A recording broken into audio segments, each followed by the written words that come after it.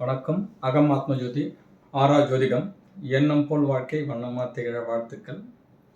இன்னைக்கு ஒரு பெரிய சித்தரை பற்றி நம்ம பார்க்க போகிறோம். ஏன்னா சித்தராக நம்ம எடுத்தால் கூட குருவாக வழிபட ஆரம்பிக்கும் போது அவரோட அனுகிரகம் நம்ம கண்டிப்பாக வேணும். அந்த அனுகிரகம் யார் யாருக்கெல்லாம் இருக்குன்னா முக்கியமாக இவர் வழிபடணும்னு பார்த்தீங்கன்னா சந்திரன் சுக்கிரனோட ஆதிக்கம் இருக்கும், மகாலட்சுமியோட அனுகிரகம் இருக்கும், குருவாக இருக்க திருவருளும் கண்டிப்பாக அவருடைய வழிபாட்டில் உண்டு. யாருன்னு பார்த்தீங்கன்னா தாத்தா சுவாமிகள்னு சொல்லக்கூடிய திருவேங்கட சுவாமிகள் தான் அவர். ஜலசமாதி அவர். நம்ம இங்கே சென்னையை அடுத்த வண்ணாரப்பேட்டை, நார்த் மெட்ராஸ் வண்ணாரப்பேட்டையில் அவரோட சமாதி இருக்குது. கோதண்டராமன் தெருவுன்னு பேர். அந்த தெருவில் சுவாமியோட சமாதி. அங்கே போய் கேட்டால் போர்டு மெயின் ரோட்லேயே இருக்கும். சுவாமியோட ஸ்பெஷல் என்னன்னா, எனக்கு ஒரு 10-12 மாதத்துக்கு முன்னாடி ஒரு விஷயத்தை உணர்த்தினார். தன்னோட மடாதிபதியான பேரை எனக்கு தெரிவித்தாங்க சுவாமி. அதை உணர்ந்த அதோடைய காணொலியை அடுத்த இதில் உங்களுக்கு தரேன். ஆனால் தாத்தாவை பற்றி நான் சொல்ல வேண்டிய விஷயங்கள் பார்த்தீங்கன்னா, குழந்தை பாக்கியம் இல்லாதவங்களுக்கு அந்த கோயிலுக்கு போனால் குழந்தை பாக்கியம் நிச்சயமாக உண்டாகுது.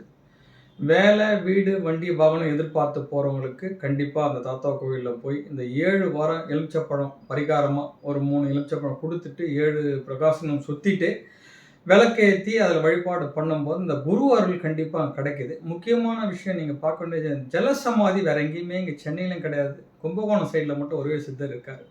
அதுக்கு அடுத்த மாதிரி எனக்கு தெரிஞ்சு கேள்விப்பட்ட வரைக்கும் ஜலசமாதி பார்த்திங்கன்னா சுவாமி தான்.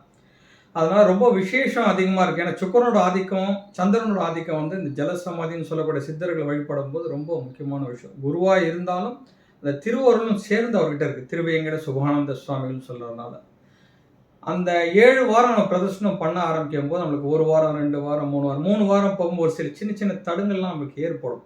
அந்த தடுங்களை தாண்டி நம்ம அவரை கெட்டியாக பிடிச்சிட்டோன்னு சொன்னீங்கன்னா, அந்த நம்ம எந்த காரியத்தை நினச்சி நம்ம போகிற வழிபடுறோமோ அந்த காரியம் நிச்சயமாக 7வது வாரம் முடியும் போது கண்டிப்பாக நடக்குது. அது ஏன்னா நானே அதை 2 தடவை செக் பண்ணி பார்த்துட்டேன். ஏன்னா 1 வருஷமாக அதை கண்டிப்பாக அதை நான் செக் பண்ணி பார்த்து மற்றவங்களுக்கு சொல்லணுன்றது தான் என்னோட இது. தொடர்ந்து அவரோட வழிபடும் போது உங்களுக்கு அங்கே அன்னதானம் எல்லாரும் வழங்குறாங்க. நம்மளால் முடிஞ்ச அன்னதானமும் கொடுக்கலாம், பரிகாரமாக சொல்ல போனீங்கன்னா. அதே மாதிரி அவருக்கு வேண்டுதல் இதுதான் வேணும் அதுதான் வேண்டதெல்லாம் எதுவும் கிடையாது. விளக்கு போட்டு அந்த 2 எலுமிச்சப்பழத்தை கொடுத்துட்டு நம்ம திருப்பி வாங்கிட்டு கொண்டு நம்ம வீட்டில் வச்சுட்டு இல்லை தொழில் பண்ணுற இடத்துலையும் வச்சுக்கலாம். இப்போ குழந்தை பாக்கியன்றவங்க உள்ளே சாப்பிட்றாங்க அந்த எலுமிச்சப்பழத்தை. இவ்வளோ பரிகாரம் அந்த கோயிலில் இருக்குது. எல்லாரும் தாத்தா சுவாமியை பின்பற்றுங்க. அதை தொடர்ந்து வழிபாடு செஞ்சீங்கன்னா குருவருளும் திருவருளும் உங்களுக்கு கண்டிப்பாக கிடைக்கின்றது பரிபூர்ணமான உண்மை. நன்றி, வணக்கம்.